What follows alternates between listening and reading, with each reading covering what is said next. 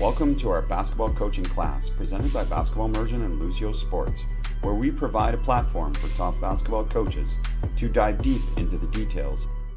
We're excited to have George Washington men's basketball assistant coach Dwayne Lee with us. Lee joined the GW men's basketball staff as an assistant coach in May 2022, where he has primarily been responsible for the team's defense as well as guard development. Prior to GW, Lee has coached at Quinnipiac, St. Bonaventure, Fairleigh Dickinson, and Wagner College. As a player, he competed at St. Anthony's High School and St. Joseph's University. Coach Lee, welcome to the basketball coaching class. We're excited for you to be able to present today. Chris, thanks for having me. Looking forward to talking some basketball here. This is awesome. I had a chance to watch your team practice last week, and now we get a chance to do this. This is going to be awesome. And I'll let you go from here and explain a little bit, maybe first, doubling from the post, from the baseline. What's the philosophy? What's the mindset? Yeah, we like to be aggressive just in general, Chris. And so for us, the number one thing we want to do when it comes to post defense is just try our best to not let it in there, right? Last year, we had some really good post players in our league.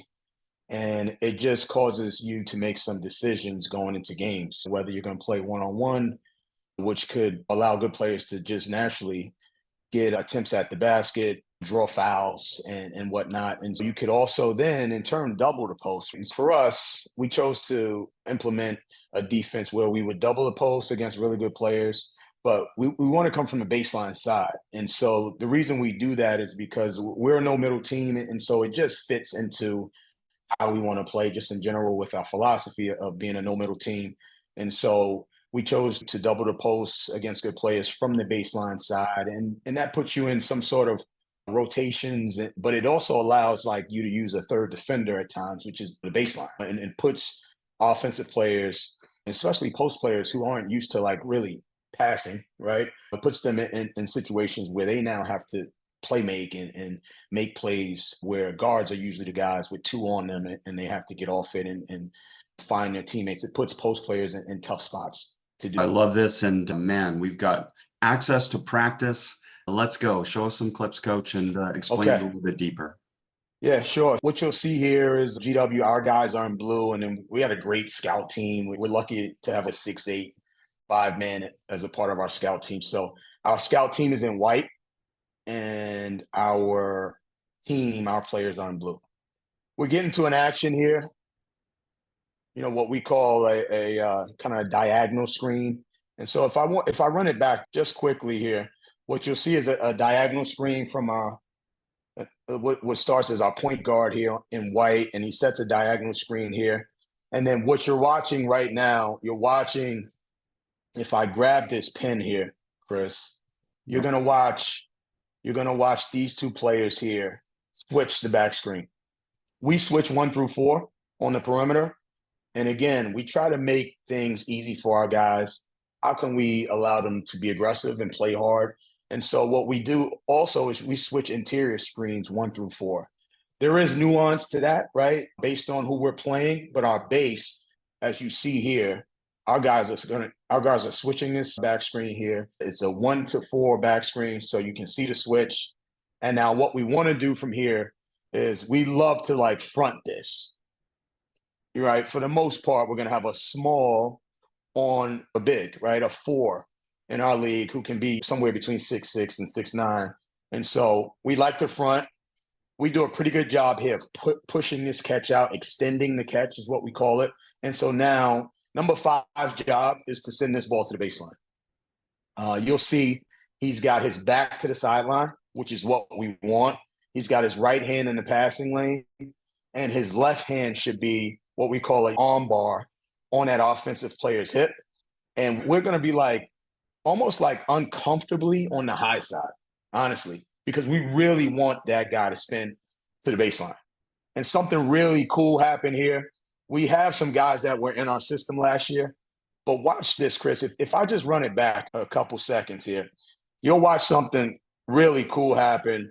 Usually doesn't happen with young players, more from an experienced team. But as that ball is in the post, if I stop it right now, here's our low man, right? And if you guys can follow this arrow, here's our low man. What happens here is offensively, their 5-man's going to dive down to the dunker, which a lot of teams will do on post-ups. And so you're going to see this player here on the baseline. He's going to tell his teammate, which is our 5 man, that's X5. He's going to tell him to go, right? And the reason why that's good is because, number one, we get a bigger player involved in the trap.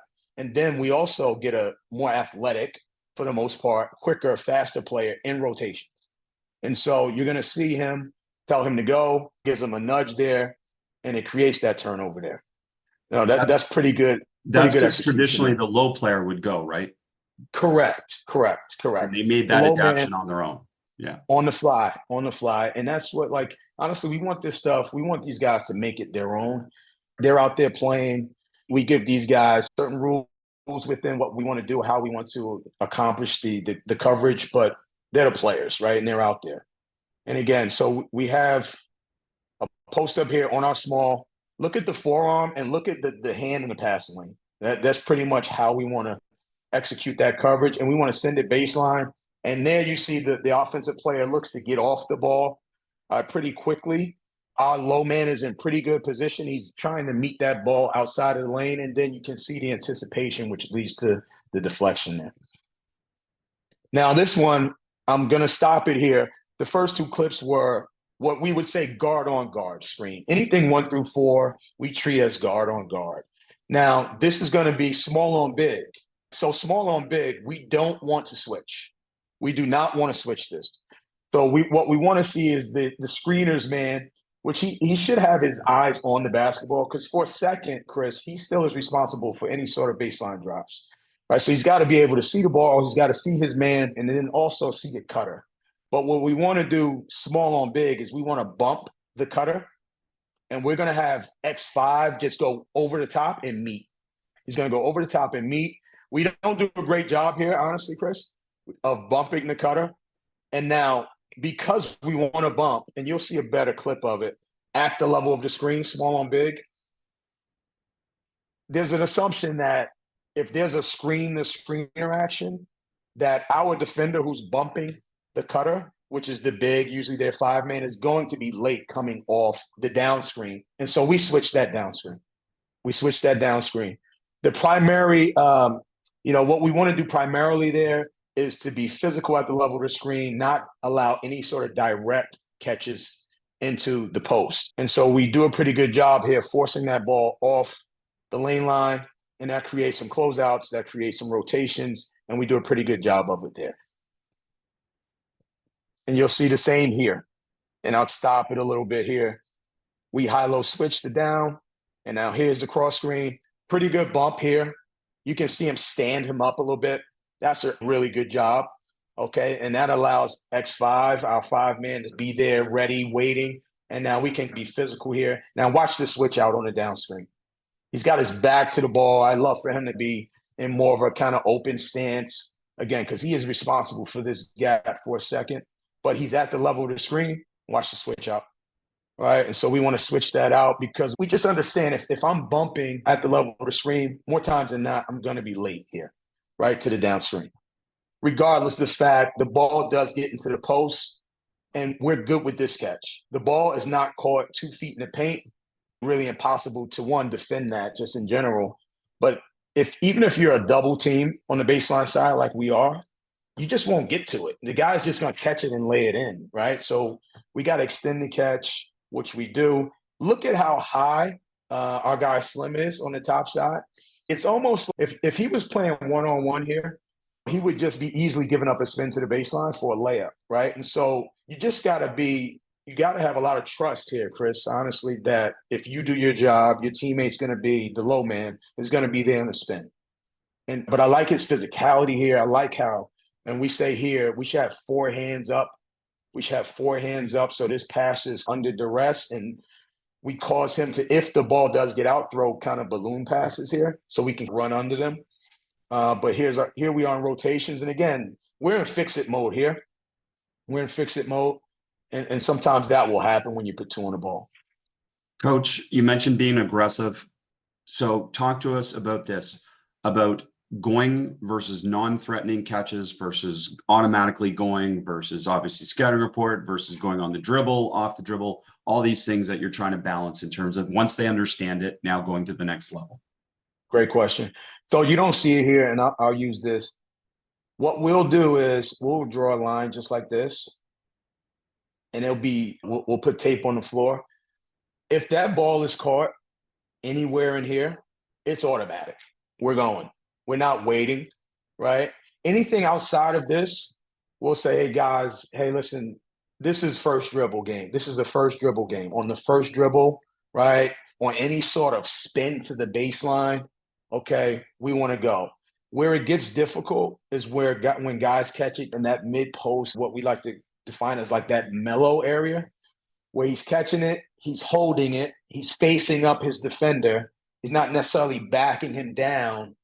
And we have a guy here sitting at the rim where he should be, but the offensive player is able to just survey the floor and he sees it. And he's got a live dribble. And good players will try to bait that double to just cause you to start to get into rotations, and then he skip it, and now with rotations there. Those are difficult. But for the most part, what I'll tell you is anytime that ball is caught in this area, it's automatic.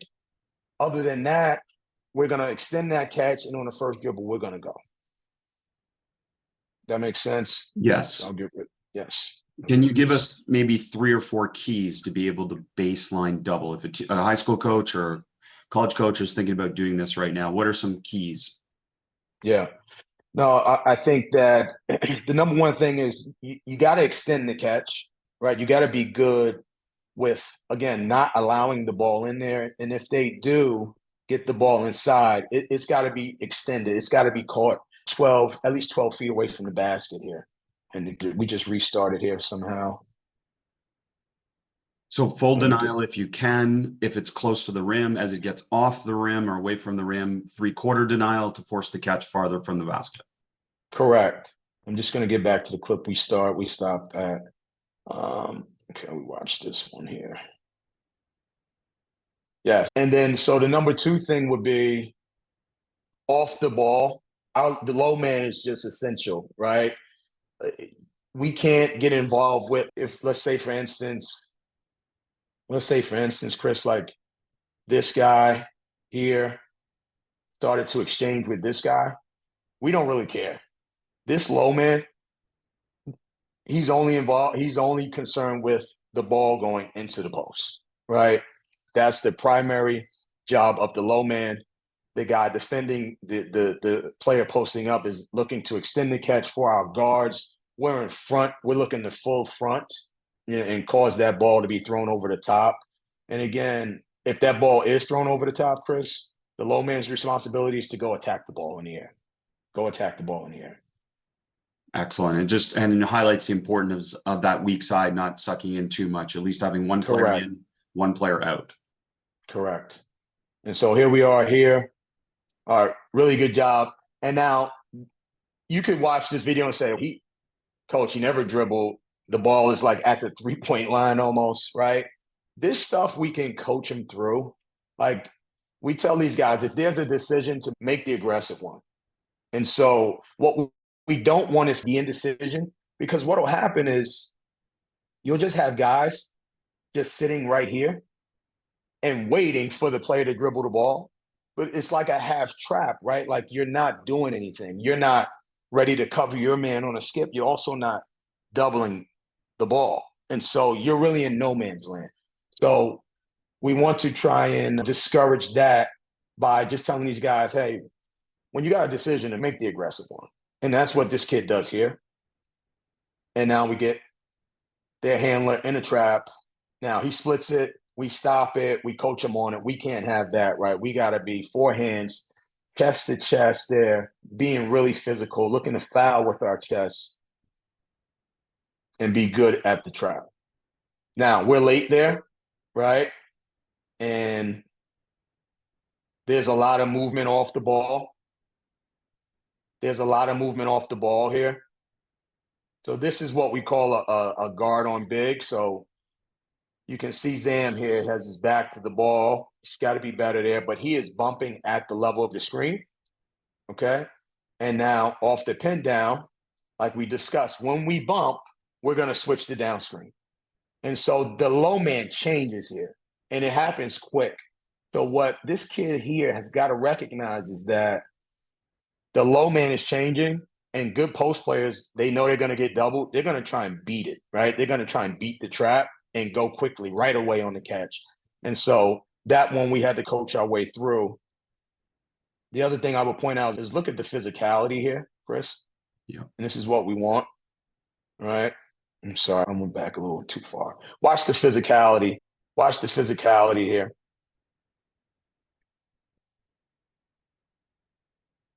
So we're getting into this two-guard look. There's the switch. Now, the other thing I'll say is when we switch 1 through 4 on any sort of interior screen, we're not going to switch to down screen now because for the most part, that's a 5 coming down to set that screen-to-screen interaction. We want to just navigate that screen and beat it. We want to either war or whip at the level of that screen. We don't want to switch out on that down screen. We're only switching on down screens when we bump at the level of some sort of cross screen or interior screen. Coach, the details here are outstanding. The phrasing, the language, it's just awesome. Really appreciate you sharing this. Absolutely. No, anytime, Chris. And just one more point. I just want to point out, when we get to this trap here, let's talk about, we spent a lot of time talking about the two guys involved in the trap. Here's what we want to do on the backside. We want to get to blocks and elbows for the most part, right? So these two guys should be eyed up, right? Blocks and elbows, and they have to play 3. And ball side, which is the passer, we don't want that ball to be thrown back out, right? We're putting 2 on the ball. We want to force this ball to be skipped, right? So the guy that should be open is the guy open here, furthest from the ball. And so we're in pretty good spot here. So we talk about blocks and elbows on the backside, and this kid is reading shoulders, right? If he sees this guy start to spin baseline and his eyes are on this drift pass, then he knows he's probably going to have to get in rotations here. But for the most part, we put 2 on the ball here. Ball side, we're taking that away. And on the backside, we're blocks and elbows. That's amazing phrasing. Blocks and elbows just gives such a great reference and a great visual for your players as well. That's Coach, right. As we wrap up, can you share something specific professionally, some initiative or whatnot that you've undertaken to enhance your coaching skills and prepare yourself for future leadership roles? Sure. So for me, the thing that was best for me in my career is that I was able to work for different guys. And it wasn't like, I'll be honest with you and your viewers, Chris, it wasn't like planned. It just happened that way. And what it did for me is I was able to see it done different ways. I started out as a GA at Wagner. From there, went to Fairleigh Dickinson, where we were able to play in the NCAA tournament. Then went on to St. Bonaventure. I've also worked at Quinnipiac and now here at GW. I've seen it done different ways. I've seen it done. We've won every place I've been. We've won for the most part. I've been to NCAA tournaments at 2 different schools. So I've seen coaches do it their way and do it different ways. I've also played for Hall of Fame coaches in Bob Hurley Sr. in high school and then Phil Martelli in college. I was able to pick and choose the things that I like and the things I didn't like, to be honest with you, and take it with me and make it my own. Now, I know like this doesn't work for everyone, but if you're a young coach, I would say go spend time with other programs, go spend time with other coaches, see how they do it. And again, you can walk away and say, man, I didn't like anything that I saw today. And I think that's good. That's a good thing. You know what you don't want to do when your opportunity comes. So for me, that was a blessing. So for young coaches, I know guys have families and whatnot. There are things that can get in the way of this, but young coaches just getting into the business, spend time with other programs. If you're able to navigate your way up through the business and work for different guys, I think that's a good thing. Not now, again, it's a fine line. You don't want to be bouncing around, but if you have opportunity to spend time with other coaches and programs, I think you should do it.